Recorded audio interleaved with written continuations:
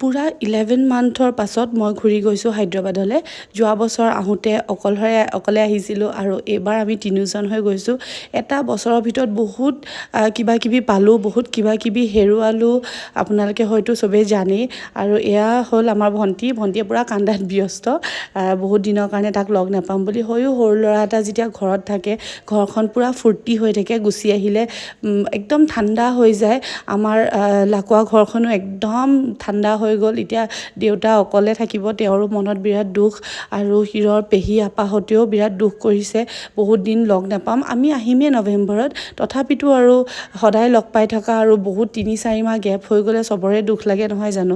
আৰু এয়া আমি আজি এতিয়া গৈ আছোঁ কলকাতা। প্ৰথম আমি কলকাতা যাম, কলকাতাৰ পৰা আমি যাম হায়দৰাবাদ। আৰু মোৰ যে ইমান মনত ভয় লাগি আছিলে ল'ৰাটোৱে কিজানি আমনি কৰিব নেকি বুলি, কিন্তু সি বেচেৰা একো আমনি নকৰিলে। সি দেউতাকৰ লগত ধুনীয়াকৈ খেলিয়ে পালেগৈ।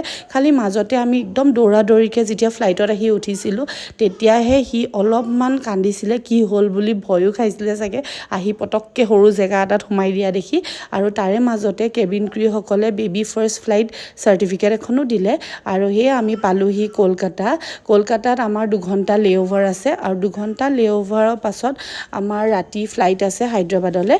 তাৰ পাছত কলকাতা লেণ্ড কৰি আমি প্ৰথমতে ধমাধুম বেবী ৰুমলৈ গৈছোঁ, ল'ৰাটোক অকণমান ফ্ৰেছ কৰি দিওঁ বুলি। তাৰ ডাইপাৰ চেঞ্জ কৰিলোঁ, অলপ খোৱালোঁ, আৰু সি তাতে অলপ খেলিলে, কাৰণ বহুত দেৰিৰ পৰা সি শুই বহি সিও বেচেৰা ভাগৰি গৈছে। তাৰ পৰা আমি ৰখি আছোঁ নেক্সটখন ফ্লাইটলৈ। অকণমান আমনিও কৰিছিলে তেতিয়া দেই, ভাবিছে ক'তনো আহিলোঁ, ইমান দেৰি বিচনাখনত শুব পোৱা নাই বুলি। তাৰ মাজতে আমি কিবা এটা খাই ল'লোঁ, কাৰণ গৈ পাওঁতে বহুত ৰাতি হ'ব। আৰু এতিয়া আমাৰ বৰ্ডিং ষ্টাৰ্ট হৈ গ'ল, আমি গৈ আছোঁ ফ্লাইটত বহিবলৈ। আৰু মানে একদম ভাগৰি গৈছোঁগৈ। হায়দৰাবাদৰ ফ্লাইট যে ডাইৰেক্ট ফ্লাইট হোৱা হ'লে ইমান বেছি সুবিধা হ'লহেঁতেন। আৰু ডাইৰেক্ট ফ্লাইট এখন আছে, কিন্তু মোৰ মানে সৰু ল'ৰা লৈ ইমান দেৰি বহি আহিবলৈ অকণমান ভয় লাগিলে।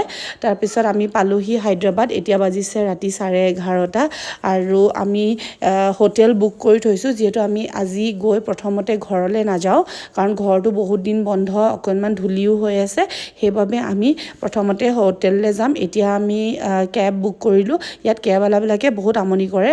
ইয়াত মানে কি হয়, এক্সট্ৰা ড্ৰাইভাৰো থাকে, যোনবিলাকে আপোনাক জবৰদস্তি উঠাব বিচাৰে, তো সেইটো কাৰণে সদায় সাৱধান। আৰু এতিয়া বাজিছে ৰাতি 1:30, পূৰা ভাগৰি গ'লোঁ। আৰু আজি নেক্সট ডে আমি ৰাতিপুৱা ওলাইছোঁ আমাৰ ঘৰলৈ বুলি। ফাইনেলি পালোঁহি নিজৰ ঘৰখন। আৰু এয়া বেটাক পেহীয়েক আপায়েকহঁতে ভিডিঅ' কল কৰিছে, সিও চাইছে ক'তনো গ'ল মানুহখিনি বুলি।